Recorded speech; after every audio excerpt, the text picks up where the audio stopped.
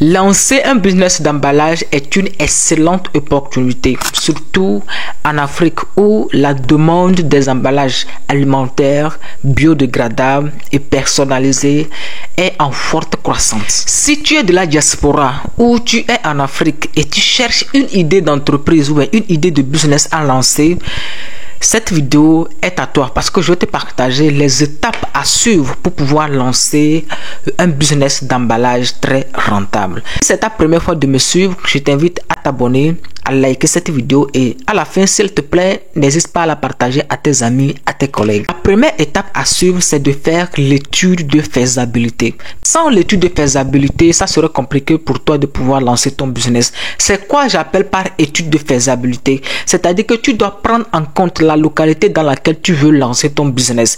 Il faut faire des études pour voir est-ce que le business que tu veux lancer peut-il marcher? Est-ce qu'il y a déjà des concurrents dans ce secteur, dans la localité?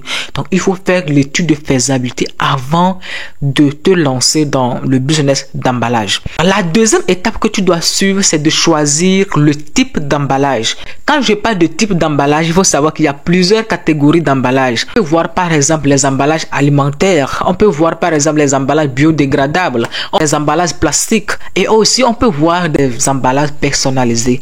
Dans quel type d'emballage veux-tu te spécialiser? Si tu veux embrasser tout d'un seul coup, ça serait compliqué pour toi. Donc la meilleure façon, c'est de choisir un type d'emballage, te spécialiser dedans. La troisième étape que tu dois mettre en place, c'est l'étude du marché.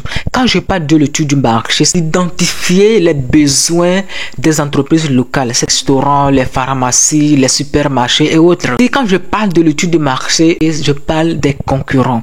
C'est-à-dire qu'il faut analyser tes concurrents, ceux qui sont déjà dans ce secteur. Quelles sont les stratégies qu'ils mettent en place? Comment ils arrivent à vendre? Donc, il faut prendre en compte tout ça, étudier tout ça avant de te lancer. Et maintenant, quand je parle aussi de l'étude du marché, c'est aussi de vérifier les réglementations locales sur l'utilisation des emballages plastiques et biodégradables. Donc, il faut voir ça aussi de près. Mais la quatrième étape, c'est de trouver un fournisseur. Quand je parle de fournisseur, je vais vous expliquer. En premier volet, tu peux trouver un fournisseur en Chine. Maintenant, et tu fais tes commandes depuis chez lui. C'est-à-dire, je t'explique de façon simple. C'est-à-dire que tu trouves un fournisseur, tu passes des commandes, peut-être tu peux prendre 1000 pièces, 2000 emballages. Et lorsque ça vient chez toi maintenant, toi tu vas proposer des emballages personnalisés à tes clients. Tout simple comme ça.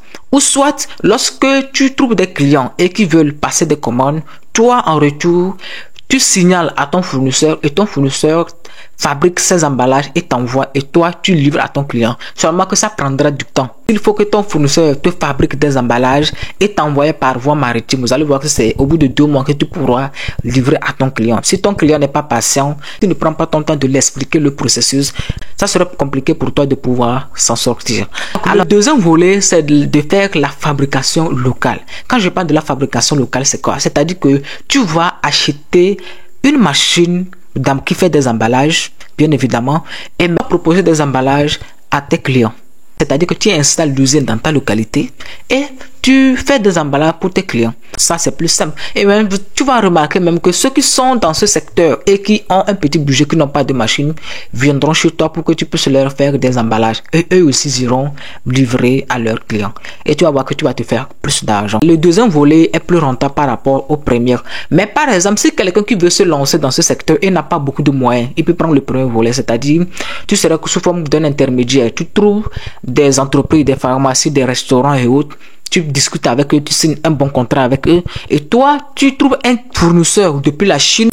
Et lorsque tu trouves un client ici, tu discutes avec ton fournisseur, tu l'envoies la commande, il te fait des commandes et au bout de 2 mois, tu livres à ton client. La cinquième étape, c'est de fixer son prix. Combien t'ont coûté les matières premières? Combien t'ont coûté les charges fixes comme les charges variables? Maintenant, tu les calcules. Maintenant, après avoir calculé, tu mets tes marges dessus. Et c'est en fonction de ça, tu peux fixer maintenant le prix de tes emballages. Mais si tu fixes un prix sans avoir fait ces calculs au préalable, tu risques de faire faillite. Attention à toi. La sixième étape, c'est de trouver tes premiers clients. Tu vas me dire, où est-ce que je vais trouver les premiers clients? Je t'explique, je te donne quelques stratégies. Pour trouver tes premiers clients, il faut savoir qu'avant même de commencer à fabriquer tes produits, tes emballages sur le marché, il faut déjà trouver tes premiers clients. Maintenant, comment trouver ces premiers clients? Et la première des choses, c'est de connaître sa population cible. Tes emballages que tu veux fabriquer, qui sont ceux qui peuvent acheter. Si ce sont des restaurants, si ce sont des supermarchés, l'astuce c'est d'aller vers eux au premier abord. Tu discutes avec eux. S'ils sont intéressés par tes emballages, tu signes un contrat avec eux et là, tu commences ta fabrication. Tu as déjà tes premiers clients. Et maintenant, la deuxième astuce, c'est de communiquer sur les réseaux sociaux. Une fois que tu installes, une fois que tu commences tes activités, tu communiques sur les réseaux sociaux. Tu peux booster tes activités en ligne et cela va te donner plus de résultats. Alors, j'organise du 7 au 8 mars une formation dans laquelle je vais t'apprendre comment importer tes machines depuis la Chine et lancer un business à succès. Plus de détails, écris toujours sur les numéros qui s'affichent en bas de cette vidéo. Donc, like cette vidéo, abonne-toi et partage. On se retrouve à la prochaine. Ciao.